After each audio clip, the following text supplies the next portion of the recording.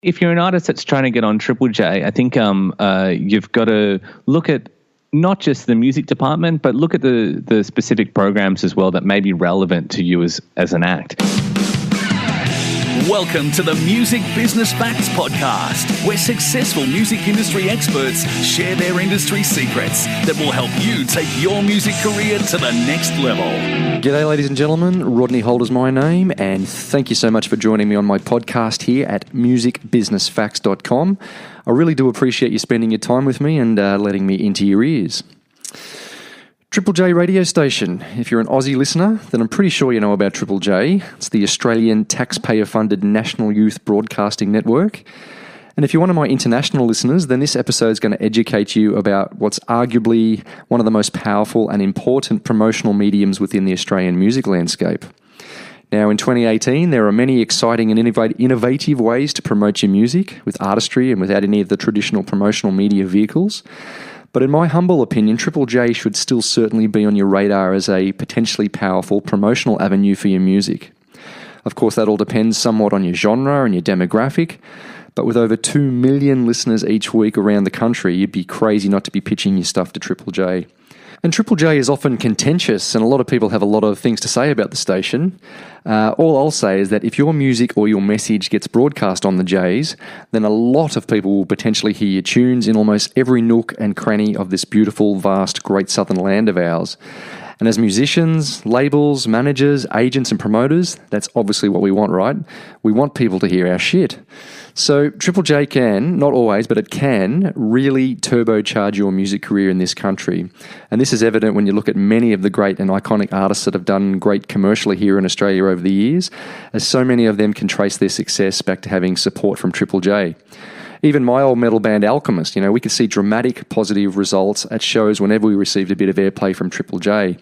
And when I was running our Metal for the Brain Festival, Triple J gave us massive support with the Triple J Presents, and that really did help us grow our event very, very quickly. So it's a very, very powerful medium. And I guess that's why sometimes Triple J can be such an emotional topic for some Australian music industry people. Because so many Australian musicians and managers and agents and promoters are doing their absolute best to try and get their product on the station, the competition is obviously very, very fierce. But there's only 24 hours in the day, and there's only so many artists that one radio station can play. And at a time in history when there's more bands, there's more musicians, there's more entrepreneurs in the music business, there's more songs than ever before at any time in history, people sometimes get a bit pissed off when they can't attract the attention of such a phenomenal promotional machine like Triple J. So in today's episode of Music Business Facts, I was extremely lucky enough to sit down with Nick Findlay, who is the current music director at the station. Nick seems like a really cool guy, very down to earth, very politically correct, as you imagine he'd have to be. And I tried my absolute best to try and extract from him the information that I could pass on to you guys on what the best strategies were to try and get your music played on the Australian National Youth Network. So please enjoy my interview with Nick, and I'll see you on the other side of the podcast. All right, Nick, well, in my introduction, I would have told people all about you, but for any of my listeners that don't have any idea who you are, mate, can you tell us a bit about yourself personally and tell us what it's like being one of the most influential figures in the Australian contemporary music scene? I wouldn't say I'm one of the most influential, but I am a part of a great team here at Triple J, which I'm really honoured and have a lot of fun being involved with. My name's Nick Findlay. I'm the music director at Triple J. I got involved in radio when I was about 16. I sort of fell into community radio by chance on the suggestion of my older brother, and got incredibly hooked very early on, and sort of went through a whole bunch of different community radio stations when I was a teenager, and eventually landed at FBI in Sydney when they were launching and becoming a full-time community radio station first up. So I was, pretty lucky to be involved with them, building the studios, painting the walls, really sort of from the ground up, and met some amazing people through there. So I was at FBI for about 3 years. I was a variety of on-air and off-air roles. I then went and did a year study at the Australian Film, Television and Radio School. And from there, got some work attachment at Triple J, and they obviously liked what they saw. I held on, and one thing led to the next, and here I am. Very good, and you've got that nice deep voice there, Nick. That's good for radio, mate. Yes, it's very essential. Yeah, no, it sounds great. And I suppose, a few people knew that I was talking to you today, and one of the things they said was, ask him, how do you get a job at Triple J? I guess that comes up a lot, but really, you're going to talk about, doing the sorts of things you did, right? And I suppose my question is, do you think formal study is the way to go with things like, film and television, radio school and uni, or are you better off immersing yourself in a community radio station and learning the grassroots there? What are your opinions? Well, look, there's obviously a whole bunch of really fantastic formalized educational structures around the country, be it from schools like AFTRS or private colleges or media arts degrees at universities. But really, I've always thought getting into community radio and getting experience from a volunteer perspective is probably the most valuable thing that you can do. I know that although my year at AFTRS was fantastic, the 6 or 7 years that I did community radio before that was absolutely, essential for where I am. And most of the people that I work with, not just at Triple J, but through my life in the music industry and through radio in particular, I have all sort of had a background which has stemmed from community radio. So I always think involving yourself, whether it be community radio for radio, whether it be, online street press, if you're more into content and online content, getting involved in community stuff and volunteering as early as you can is going to put you in a good position. Awesome, mate. Thanks for that. Nick, I've got quite a few international listeners, and that's growing, so that's really exciting for me. And I'd just like you to talk to my international listeners for a little bit and just maybe tell them about Triple J and what a special radio station we do have here in Australia. Yeah, sure. So Triple J's really unique in the international radio market. We've been around for over 40 years, and it started as a part of the ABC wanting to move into a bit more of a youth platform. ABC being the Australian Broadcasting Corporation. It's like the BBC, but the Australian version of it. So it started in the 70s as an AM music station in Sydney, moved into FM, became a national alternative music station with a young audience focus, and has since progressed to become probably the biggest national youth broadcaster in the country. We have a demographic of 18 to 24-year-old music-loving Australians from wherever they are across the country, and we have a reach that hits, on average about 2 million unique listeners through Australian radios every week. If you add, people who are tuning in internationally and through apps and stuff like that, obviously it gets to a bigger number than that. But we're really, a huge, passionate lovers of new music, especially promoting new Australian music. And I think our track record of breaking some artists shows that we're onto a good thing. Yeah, absolutely. And I've toured Australia with some of my American friends, and they've sort of said to me, I can't believe that you can get played on a radio station and it gets broadcast around the entire country. That's like freaking amazing, So, and of course, that's why I suppose a lot of people are listening to this, which we're going to get into the guts of it. But I do want to congratulate you and all of the Triple J really from way back, because I know with my own band, I played in a heavy metal band, if you didn't know, and I also ran a metal festival. And Triple J back then were fantastic in helping us establish both the band and the festival. And you mentioned Australian music, which is fantastic, but I've also noticed you're at the forefront of helping women in music, Indigenous music, all different styles of music that never would have got on the radio before sort of Triple J went national. So I guess that goes back to what I was saying to you. I actually do think you are one of the most influential figures, because you're a part of the team, and correct me if I'm wrong, but you're leading the team that's picking the songs that are getting played. So very, very powerful position. I was surprised that you only made number 16 in this year's Music Power 50 there.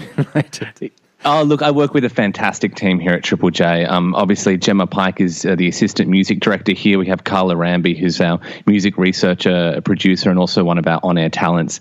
And then from that, it stretches to our wider group of presenters and producers that work across Triple J in various fields. So while, my title is technically music director, each week when it comes to our music meetings, the entire Triple J music team is sitting down with our core music presenters, our producers. We're touching base and having meetings with our unearthed radio teams, the music programmers from Double J, and we're really pooling all the fantastic music that we're finding and sharing our sort of notes.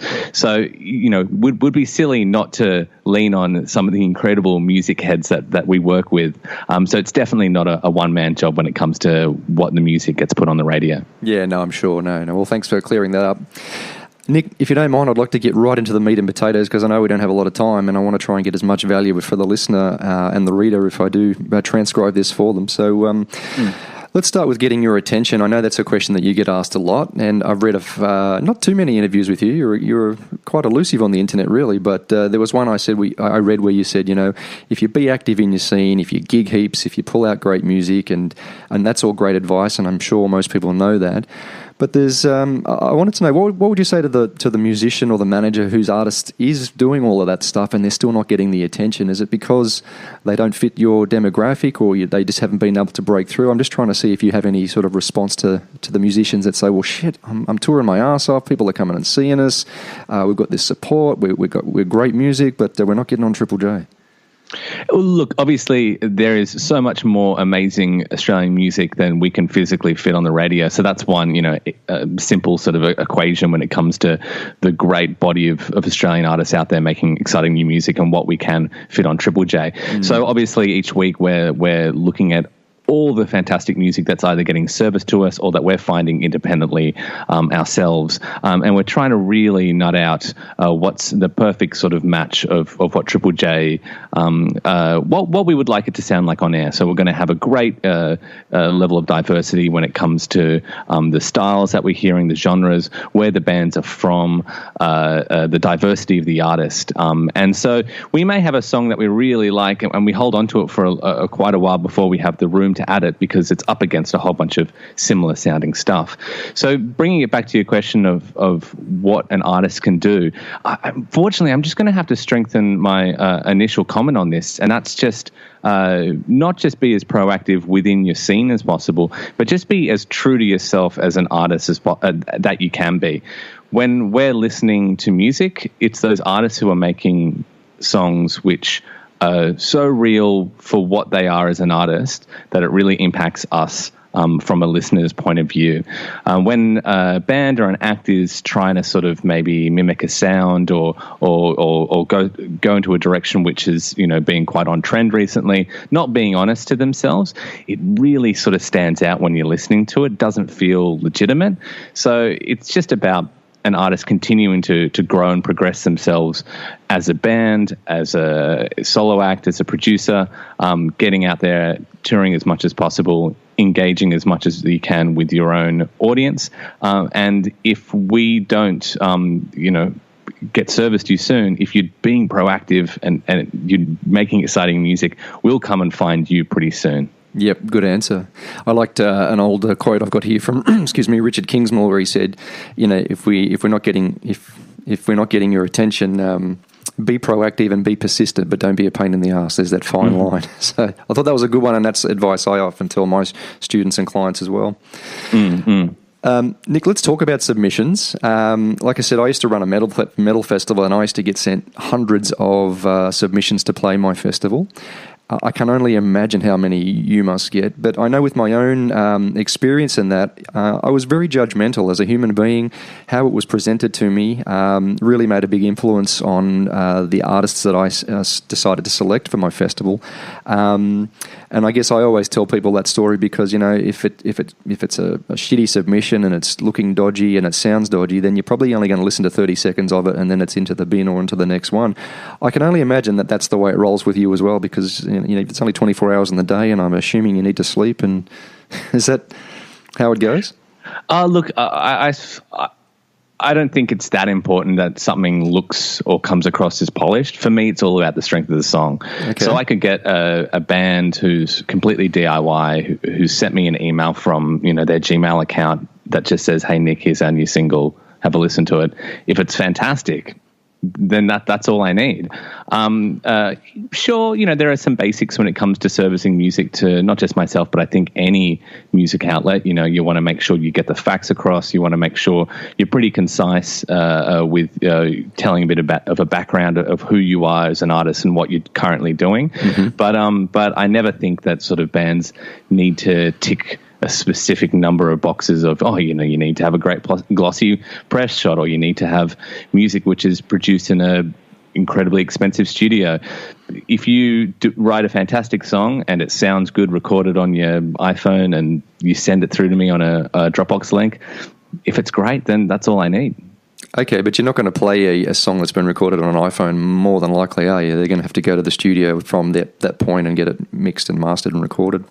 No, that's not true. If you think back to some earlier King Giz and the Lizard Wizard tracks that we played, which were recorded on about 3 iPhones, it really doesn't matter. Again, it's got to fit the style of the track. Mm-hmm. So if what you're doing is making really luscious, glorious pop music that would benefit from being in a great huge studio, then perfect. If you're making grungy garage rock that you can sort of whip together on a tiny little 4-track, then that's all we need as well. Okay. And Nick, is there ever a reason why an act should still ever send you a physical CD, or should it always be a digital submission, or what are your views on that? I like all digital nowadays. It cuts down on waste, cuts down on cost, and it's just easier for everyone.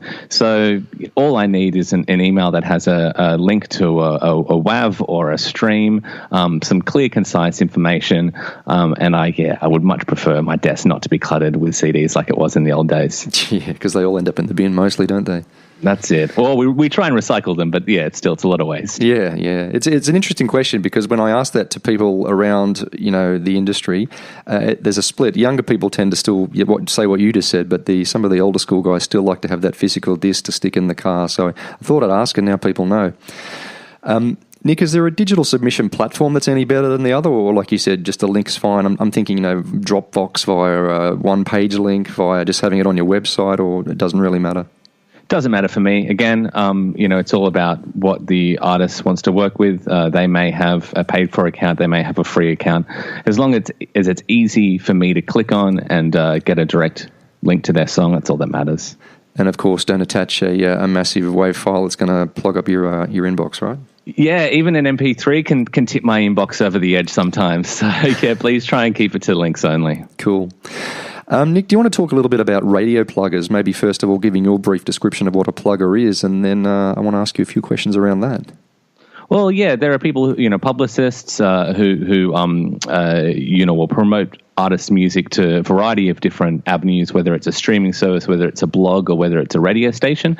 And so they're people that are working on behalf of an artist to facilitate airplay or exposure of their song. Yeah, and so I actually know I've got a good friend actually that used to take music in to see Richard Kingsmill every Monday, I think it was, for many, many years. I'm not sure if he's still doing that for you, but he sort of says his role as a plugger, he was like he was pretty abrupt, this guy. He'd say, we're like a shit filter. He says, if I don't think that Triple J would listen to this, I wouldn't accept it. But if I think there's a chance that, you guys would listen to it, then he might take that on as a client. Does that sound true to you? That kind of role are they playing there? It's sort of deflecting stuff where because you trust their judgment on music. I don't think that's always the case. I think some publicists have a really good ear when it comes to stuff which is going to have a broad approach, and some not so. I think it all depends on where the band is at. Yeah. I think some artists can really benefit from a publicist. It takes a whole bunch of pressure off them. If they're at a level where, they have the financial ability to pay for someone to do that on their behalf, then that's great. It lets them focus on the important things like writing and touring and the whatnot. But really, I never weigh up a publicist over an artist doing it themselves. I never treat them differently. Mm-hmm. You can get on board a publicist or a plugger if you want. Or if you're a DIY band or a manager, you can just contact me direct. So we never look at one over the other. Okay, that's interesting because humans being humans, I guess what I'm thinking of is that if I'm a friend of yours or someone that you've known for a while, a professional acquaintance, if I say, Nick, you should listen to this is really good, that's probably going to be more powerful than some kid sending you something that you've never heard of. But if you say that's not the case, that's not the case. Yeah, I look at everything on its face value, and I try and get through everything that gets sent to me. So obviously, it's a lot of listening. But I think a lot of my friends would be able to say that there's been many occasions where they've tried to recommend stuff to me, which has been a terrible fit.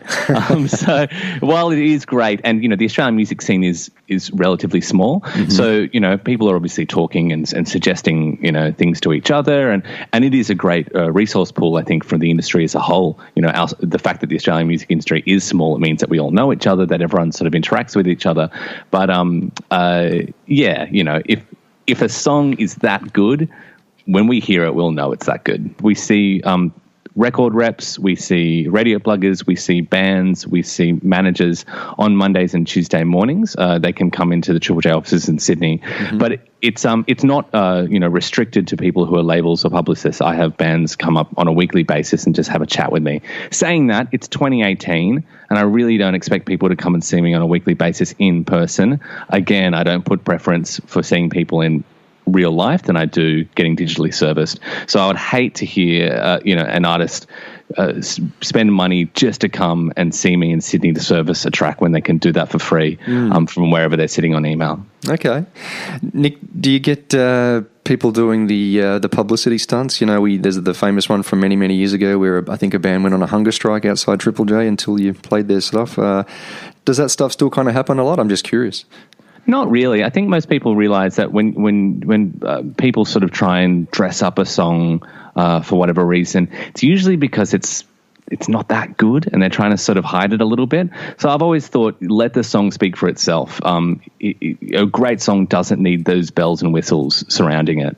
I suppose just in terms of a marketing, just because there are so many great songs, and I guess people are desperate to try and get the attention of tastemakers like yourself, and they might go out on a limb and do different things, and I'm assuming that's why they would do things like that.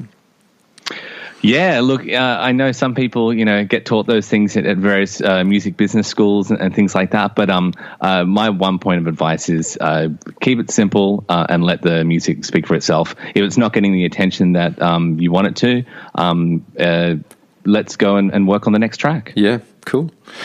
You must have a lot of energy, mate. You must listen to so much music. Can you give me an insight of how many tracks you might listen to a day? It really depends on the week, but by the end of the week, the songs that I've listened to are in the hundreds for sure. This week's been a little bit quieter than normal, but last week, for example, it was just off the rails.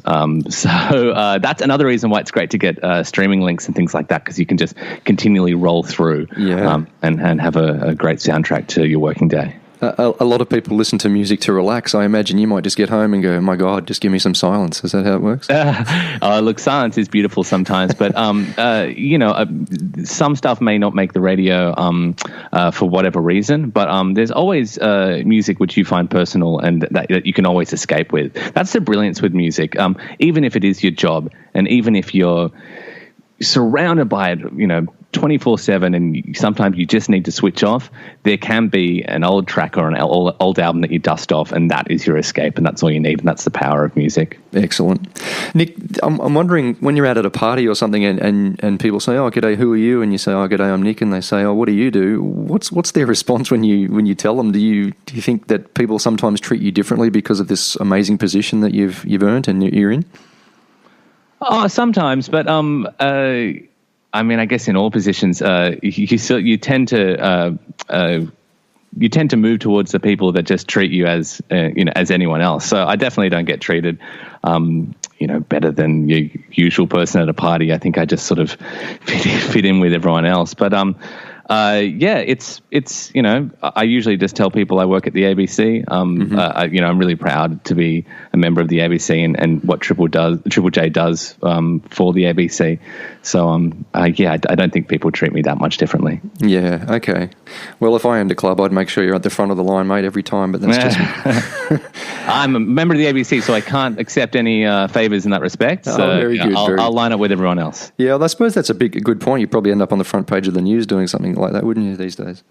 Oh, look, I just, I'm not in this position to get special treatment. I'm here for my love of radio and for the love of music, and I'm just really happy that I'm able to expose some fantastic new artists, and especially new Australian artists. Yeah, look, I totally accept that from your perspective, but from many people's perspective, they would see you as someone that they probably want to know and get in front of. But anyway, let's move on. I did want to ask you, because I know we're running out of time, Nick, do you think Triple J today in 2018 is as relevant and as powerful as they were in the past? With the growing, I guess the digital disruption and the YouTubes and the Spotifys and the social media. I'm just curious: is the station growing? I know you're diverse and you've got Unearthed and Double J and. What are your thoughts there? Yeah, I mean, I've been at Triple J now for 10 years, and I feel like we're bigger than we ever have been. Our listenership keeps on growing. If you look at the Hottest 100 stats from earlier this year, it was the most voted on Hottest 100 in the history of the countdown. And all of those things like Spotify, social media, and stuff like that. Triple J is always about trying to be at the forefront of where our audience is, and obviously having a young audience, they're immersed in social media, they're immersed in streaming services, so we are actively involving ourselves in being where they are. So I sort of don't consider Triple J just a radio station anymore. We're a content provider, and we're accessed through the FM dial, through DAB, through our apps, through online. So it's all about just working with what the media landscape is, and trying to make it as relevant to what we are as Triple J and where our audience is. So yeah, I'm really excited with where we are, Triple J, in 2018. It feels like we've got a really good balance of fantastic music, of being where our audience is and dealing with issues that they're interested in, and involving ourselves in the online space as much as possible. Cool. Does it piss you off that the commercial radio stations often rip you off? Like you break an artist that's they've never played, and then when you get them big, they steal them and bring them over to... Oh, not at all. If anything, it just gives more exposure to an artist that is deserving of it. Shows the power of you guys as well. Yeah, all the power of the song. Really, I think it goes back to just how we may be the one that first starts playing an artist, but if they're that good, I'm so happy to see them to go on to bigger things. I interviewed a guy in one of my earlier podcasts, and he ran a festival, and he actually said on the podcast, I think he regretted it because the media picked up on it, but he said, yeah, we look for acts that are on Triple J rotation, and that's how we get them, and that's how we choose them for our festival. I don't even really know where I'm going with this, other than I'm trying to, because I love how you're deflecting how it's all about the song, and I believe you, but from an industry perspective, and people that I just know, people want to get on Triple J, so it is so powerful. And I guess running out of time, Nick, and you've covered it, but I guess I just want to try and squeeze the last bit of advice here, because it comes back to that question which you've heard 1,000 times, I'm sure. But and Richard Kingsmore said it great. He said there's not one specific way to get on Triple J, but if you could just give me some steps or some active tips for just to wrap up the interview, I'd really appreciate it.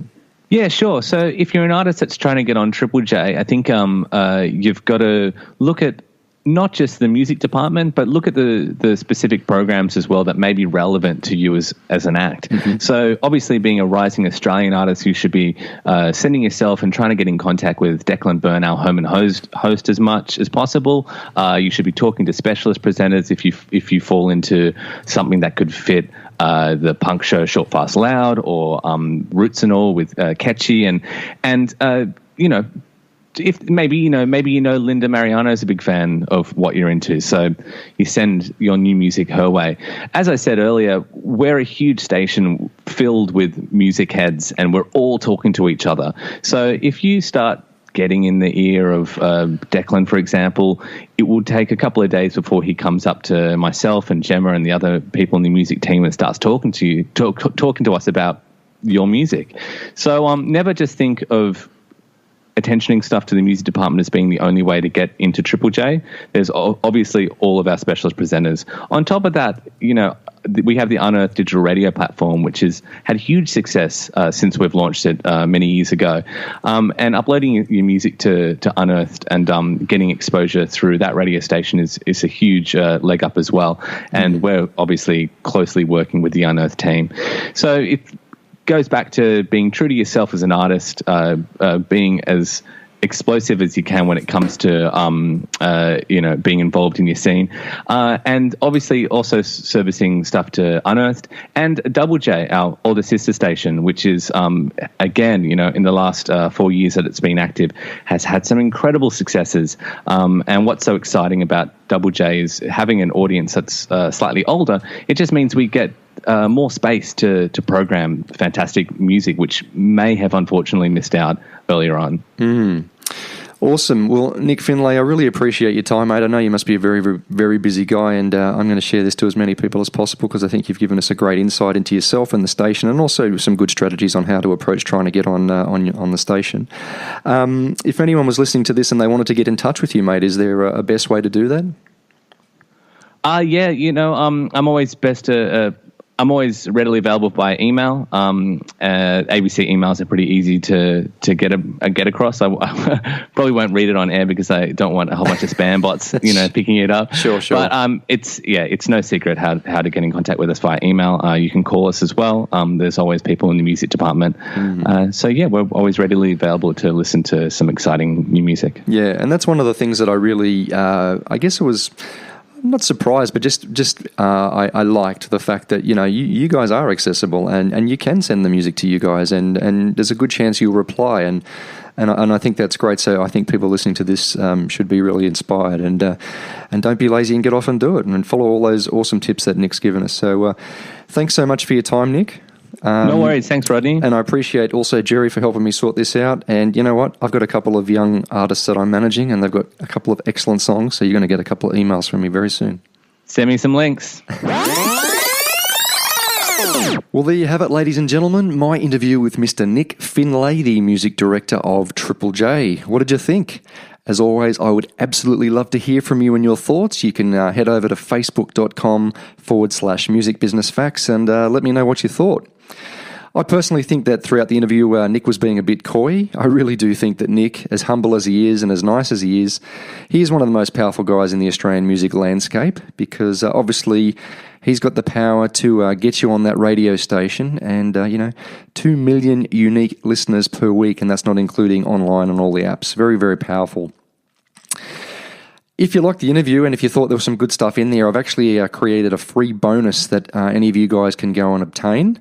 It's basically a recap of all of the highlights of my discussion with Nick. So if you want to go and check out my free report that I've created, I've called it How to Get Your Music Played on Triple J. Head over to musicbusinessfacts.com/Triple J. So I've spelt it out TRIPLEJ. musicbusinessfacts.com/Triple J. Okay, folks, well, I'll wrap up another interview here. Remember, you can also check out all my show notes over at musicbusinessfacts.com. And this week on Nick's show notes there, I've also included a great video interrogation at Big Sound with him and his previous boss, Richard Kingsmill. So if you want to find out more about Nick and Triple J, you can go over there and watch a full hour-long video discussion panel. And my quote for today is this: "In good times, people want to advertise. In bad times, they have to." Bruce Barton. Till next time, people, thanks again for listening. I really appreciate it. And my name's Rodney Holder. I'm signing off for musicbusinessfacts.com. Keep working hard on those music careers, guys. Keep working hard. That's the way to go. Take care. You've been listening to the Music Business Facts podcast. For more essential music business tips and information, visit musicbusinessfacts.com.